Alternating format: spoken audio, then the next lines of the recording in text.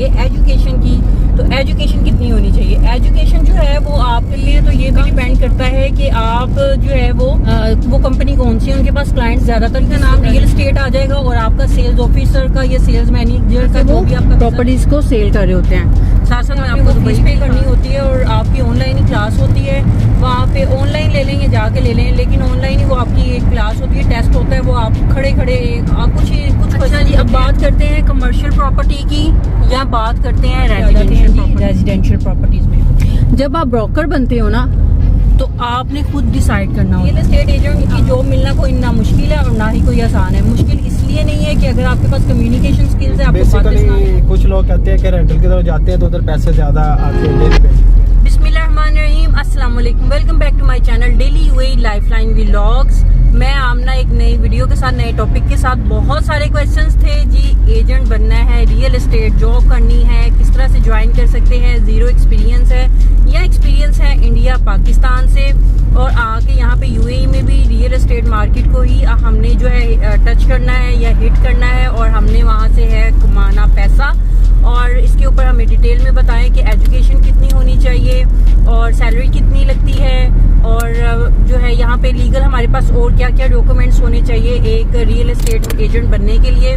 Market हम किस तरह से स्टडी करेंगे, मार्केट को सर्च किस तरह से करना है, ये सारी चीज़ें मैं आज आपको इस वीडियो में बताऊंगी, क्योंकि मेरा खुद का रियल एस्टेट कंपनी में जॉब करने का एक्सपीरियंस है और भी बहुत सारे प्लान्स हैं फ्यूचर के लिए। और करते हैं वीडियो स्टार्ट। मैंने ये तो बताया नहीं कि मेरे साथ मेरे हस्बैंड भी बैठे हुए हैं गाड़ी में। कैसे आप लोग, सब ठीक हैं? और हम लोग दोनों ही डिस्कस करेंगे क्योंकि हमारा अच्छा खासा इस फील्ड में एक्सपीरियंस है। तो वीडियो जो मैंने पहले भी कहा है कि वीडियो को स्टार्ट करना है, लेकिन उससे पहले ये कहना है कि वीडियो अगर अच्छी लगे तो वीडियो कीजिएगा लाइक, चैनल को कीजिएगा सब्सक्राइब और बेल आइकन को क्लिक करना मत भूलिएगा, ताकि आने वाली मेरी जितनी भी वीडियोस हैं वो सबसे पहले आप लोगों को मिले।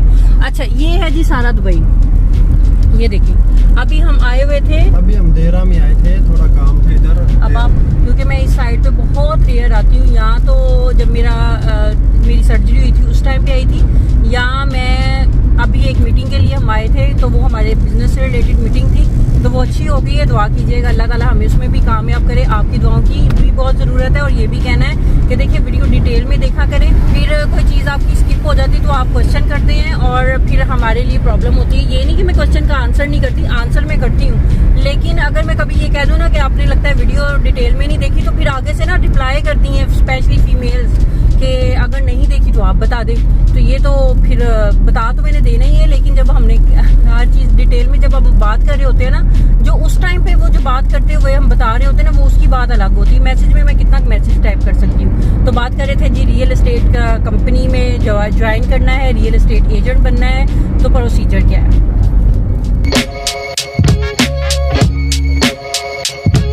तो सबसे पहले आपने क्या करना है कि आप आए हैं जी यूएई में, और यूएई में आ गए हैं, माइंड बना लिया है, तो आपके पास सबसे पहले बात करेंगे एजुकेशन की। तो एजुकेशन कितनी होनी चाहिए? एजुकेशन जो है वो आपकी कम से कम जो है ग्रेजुएशन होनी चाहिए, या कोई भी एजुकेशन चलेगी मैट्रिक से ऊपर ही होनी चाहिए, या 10th क्लास या 12th क्लास से ऊपर होनी चाहिए। लेकिन आपकी इंग्लिश स्पीकिंग जो है वो बहुत अच्छी होनी चाहिए। जो आप इंग्लिश है वो बहुत ज़्यादा आप फ्लुएंसी के साथ बोल रहे हो, जब आप बात करें तो बंदा जो है वो आपकी बात से बहुत ज़्यादा जो है वो इंस्पायर हो।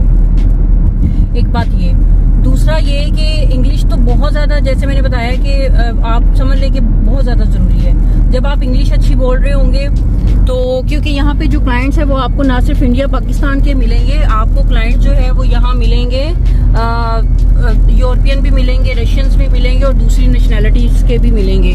और जब आप रियल एस्टेट कंपनी ज्वाइन करते हैं तो ये भी डिपेंड करता है कि आप जो है वो कंपनी कौन सी है, उनके पास क्लाइंट्स ज़्यादातर किस नेशनैलिटी के हैं। स्पेशली मोस्टली क्या होता है, जो इंडियन पाकिस्तानी होते हैं उनके क्लाइंट्स भी जो है इंडियन पाकिस्तान से ही होते हैं, लेकिन कुछ लोगों के क्लाइंट्स जो हैं वो यूरोपियन भी होते हैं, रशियंस भी, रशिया तो खैर यूरोप में ही है, तो यूएस के भी होते हैं, कैनेडियन भी होते हैं, ऑस्ट्रेलिया के भी होते हैं, तो इस तरह से होते हैं। ठीक है, अब बात करते हैं कि यहाँ पे जब आपकी एजुकेशन तो हो गई, तो अब आपको वीज़ा कौन सा कंपनी देगी। तो अगर आपने रियल एस्टेट कंपनी ज्वाइन कर ली है एज अ एजेंट, तो अब आपको कंपनी सेल्स फील्ड का वीज़ा देगी, यानी सेल्स मैनेजर का, सेल्स ऑफिसर का, इस तरह का आपका वीज़ा लगेगा।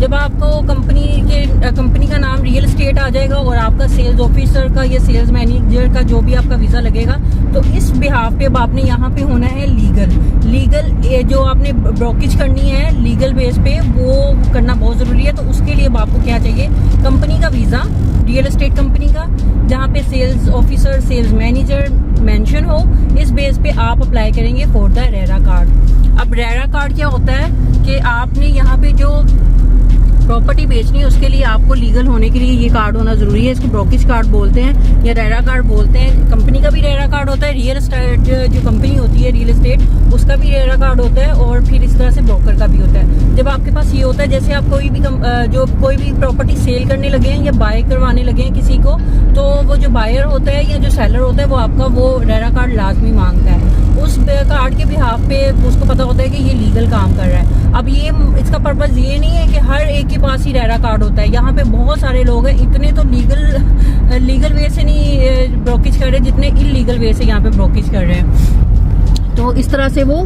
प्रॉपर्टीज को सेल कर रहे होते हैं। साथ साथ मैं आपको दुबई भी दिखा रही हूँ। तो अब ये आपको बात समझ आ गई है कि रेरा कार्ड भी होना जरूरी है। अब उसकी कुछ क्लासेस होती हैं, वो आपने क्लासेस लेनी होती हैं, और उसके बाद वो जो रेरा कार्ड हासिल करने के लिए तो जब क्लासेस लेते हैं तो उसके बाद आप देते हैं टेस्ट। उसकी फ़ीस ज़्यादा नहीं होती है, मुझे श्योर नहीं है उसकी फ़ीस, वो मैं किसी और वीडियो में श्योर करके बता दूंगी। तो इस तरह से आपने वो फ़ीस पे करनी होती है, और आपकी ऑनलाइन ही क्लास होती है।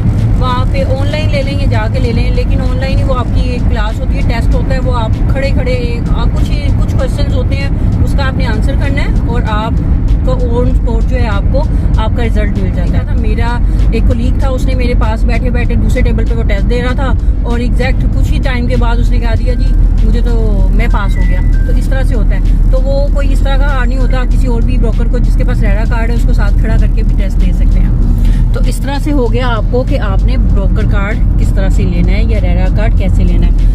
अब बात एजुकेशन भी ख़त्म हो गई और रेरा कार्ड की भी ख़त्म हो गई। अब बात करते हैं दुबई की मार्केट। देखिए दुबई की जो मार्केट है ये बहुत बड़ी मार्केट है, बहुत पूरी दुनिया यहाँ पे इन्वेस्टमेंट करती है। वो यहाँ पे इन्वेस्ट करने को अपने आप को सिक्योर समझते हैं, क्योंकि यहाँ पे जब आप इन्वेस्टमेंट करते हैं तो इसका ROI यहाँ से आपको बहुत ज़बरदस्त मिलता है। अच्छा जी, अब बात करते हैं कमर्शियल प्रॉपर्टी की या बात करते हैं रेजिडेंशियल प्रॉपर्टी की। जब आपने यहाँ पे रियल एस्टेट एजेंट बनना है तो आपको इन दोनों प्रॉपर्टीज़ के बारे में नॉलेज होना चाहिए, और आप खुद डिसाइड करते हैं कि आपने कमर्शियल प्रॉपर्टी बेचनी है या आपने बेचनी है रेजिडेंशियल प्रॉपर्टी। अब कमर्शियल प्रॉपर्टी में कौन कौन सी प्रॉपर्टीज़ आती हैं? कमर्शियल प्रॉपर्टीज़ में आती हैं आपकी प्रॉपर्टीज़ जी अल्लाह भला करे शॉप्स, और आते हैं आपके ऑफिसेज, और जो होटल वगैरह भी हो गया, रेस्टोरेंट हो गए, बार्बर शॉप्स हो गई, ये सारी आती है आपकी कमर्शियल प्रॉपर्टीज़ में। रेजिडेंशियल्स में अपार्टमेंट, टाउन हाउसेज, विलास, ये सारे आपके आ जाते हैं जी रेजिडेंशियल प्रॉपर्टीज़ में। जब आप ब्रोकर बनते हो ना तो आपने खुद डिसाइड करना होता है कि आपने किस साइड पे जाना है। आपने कमर्शियल बेचनी प्रॉपर्टी है या आपने रेजिडेंशियल बेचनी है। अगर आपने डिसाइड किया जी मैंने अब कमर्शियल प्रॉपर्टी बेचनी है, तो फिर आपने कमर्शियल प्रॉपर्टी के बारे में स्टडी करना शुरू करना है, एरियाज़ के बारे में स्टडी करना शुरू करना है। अब हर एरिया में अगर कमर्शियल प्रॉपर्टी है तो रेजिडेंशियल प्रॉपर्टी भी है। फिर आप ये भी डिसाइड करते हो कि आपने प्रॉपर्टी ज़्यादातर सेल करनी है या आपने जो है रेंट आउट करवानी है प्रॉपर्टीज़। अभी यहाँ पे बहुत ज़रूरी बात मैं ये बताती हूँ, जो लोग ज़्यादातर जो है वो सेल वाले सेल ही करते हैं, लेकिन जो रेंट करवाते हैं वो ज़्यादा उसमें वो इसलिए रेंट वाली प्रॉपर्टीज़ की तरफ जाते हैं क्योंकि उनको पता है कि डेली बेसिस पे यहाँ पे लोग आ रहे हैं, यहाँ पे लोग रह रहे हैं, और उन्होंने डेली बेसिस पे चूँकि लोग आते जाते हैं तो इसलिए वो फिर रेंट जो है करवाने की तरफ प्रॉपर्टी को कि रेंट करवाएंगे, वहाँ से हमें डेली बेसिस पे जो है वो पैसे आएंगे यानी दिरहम्स आएंगे। अब ये भी हो गया। अब बात कर लेते हैं कि आपने डिसाइड कर लिया कि अब ये पता चल गया आपको कि आपकी एजुकेशन क्या होगी, रेरा कार्ड आपको मिलना ज़रूरी है, आपने दुबई आए तो डिसाइड किया कि सेल्फ प्रॉपर्टी जो है कमर्शियल बेचनी है या रेजिडेंशियल बेचनी है। अच्छा, यहाँ पे दो तरह की प्रॉपर्टीज़ होती हैं, एक होती है ऑफलाइन प्रॉपर्टी और एक होती है सेकेंडरी प्रॉपर्टी। जो ऑफलाइन प्रॉपर्टी होती है वो भी बन रही होती है, लेकिन जो सेकेंडरी होती है वो बनी होती है, जैसे टाउन हाउसेज, विलास, अपार्टमेंट, ये सारे बने होते हैं, शॉप्स, ऑफिसेज, ये बनी होती हैं। आपने जब डिसाइड करना है कि आपने कौन सी बेचनी है, सेकेंडरी मार्केट में जाना है या आपने ऑफलाइन मार्केट में जाना है, तो ये भी आप पे डिपेंड करता है। अब एजुकेशन सारी चीज़ें हो गई हैं, अब आपको जॉब किस बिहाफ पे मिलेगी। आप नए नए आए हैं तो क्या हम आते ही रियल एस्टेट एजेंट बन जाते हैं, तो इट डिपेंड्स आप किन लोगों में आए हैं।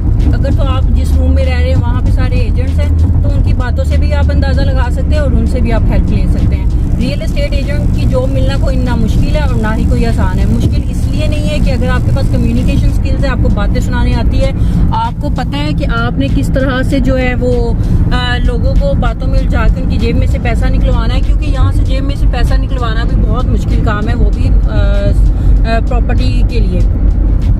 क्योंकि अगर तो आप उस क्लाइंट को हाथ डालते हैं जो कि ऑलरेडी स्टडी करता है मार्केट को, उसको पता है कि मार्केट में क्या चल रहा है, तो उसको थोड़ा सा उसको आपको टैप करना, उसको आपको अपनी बात समझाना मुश्किल होता है। लेकिन कोई एंड यूज़र है, जैसे कोई फैमिली हो आपने देखा है, तो फैमिली ने अपना एरिया डिसाइड किया होता है कि मुझे इस एरिया में लेना है घर, तो आपने बस उसके लिए उसी एरिया में वर्किंग करनी है। हाँ, अगर आपके पास कोई ऐसी प्रॉपर्टी है जो आपको लगता है कि उसके बजट में और हर चीज़ में आ रही है और फिर आप उसको सेल कर रहे हैं और वो आपकी बातों में आ गई और उसने अपना एरिया चेंज कर लिया, तो ये तो फिर आपकी जो है वो एक्सपर्टीज में शामिल हो जाएगा।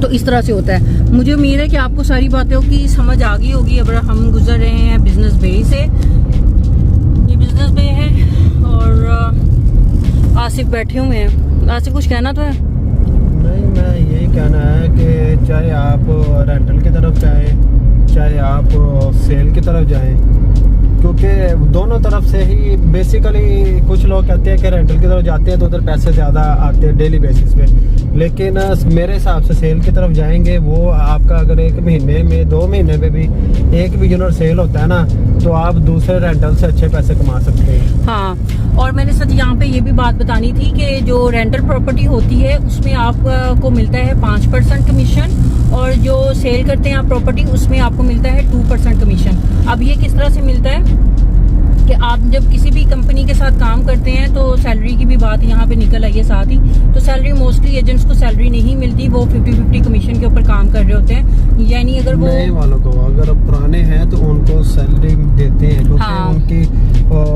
क्या होता है, पोर्टफोलियो बहुत अच्छा बना होता है कि उनको कि इन्होंने 100 मिलियन 200 मिलियन की इन्होंने सेल करनी है, तो हाँ, अगर कोई नया आएगा उसको सैलरी नहीं देते, सैलरी नहीं देते। लेकिन वो मोस्टली इधर अभी किसके पास कोई टाइम ही नहीं है कि नया आदमी हायर करें, उसको पहले ट्रेनिंग ट्रेनिंग दें, उसके बाद वो बाद में उसके नाक में जॉब फिर लगती नहीं है, फिर वो बोलता है जी, अभी वो उस्ताद बन जाता है, फिर वो बोलता है नहीं मुझे अच्छा नहीं लग रहा है, ये कंपनी अच्छी नहीं है, क्योंकि उसने 6-7 महीने या 1 साल तक एक्सपीरियंस ले चुका होता है, तो उस बिहार पे फिर उसको कंपनी अच्छी लगती नहीं, क्योंकि दूसरी कंपनी फिर उसको ऑफर करती है, ये चीज़ होती है।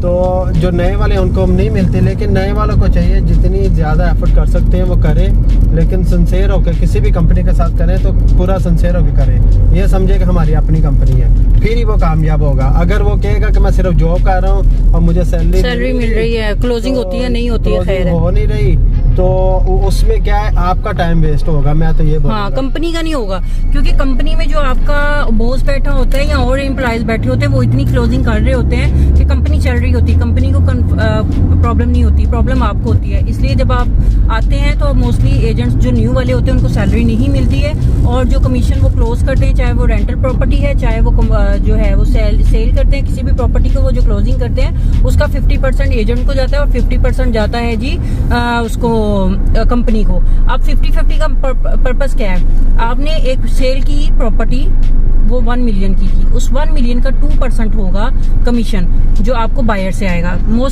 मोस्टली क्या होता है कि कुछ कंपनीज क्या करती है, वो सेलर से भी 2% कमीशन लेती है।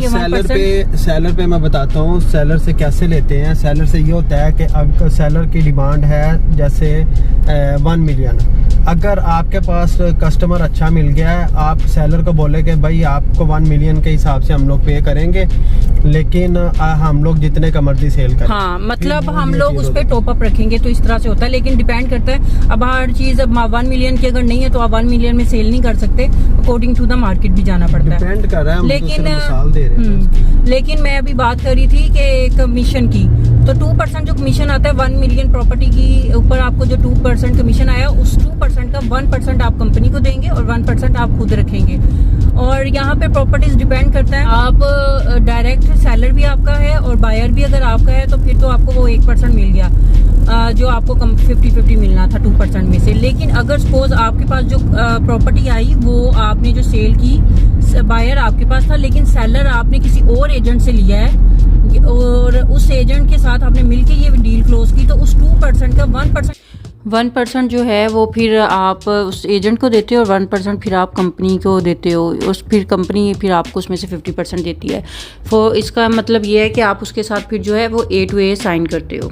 या तो इस तरह से होगा, या फिर वो एजेंट कभी कभी कहता है कि ठीक है तुम प्रॉपर्टी सेल कर लो, तुम्हारे पास बायर है और मैंने जो तुम्हें प्रॉपर्टी में रेट दिया है ना, अगर 1 मिलियन रेट दिया है तो इस पर मैंने टॉप अप रख के दिया है। तो इस तरह से क्या होता है कि वो अपनी सेलर साइड से वो पहले से कवर होता है और आपने जो है फिर 2% बायर से जो लिया उसका 50% आप रख लेते हैं। दोनों सिनेरियो मैंने आपको बता दिए।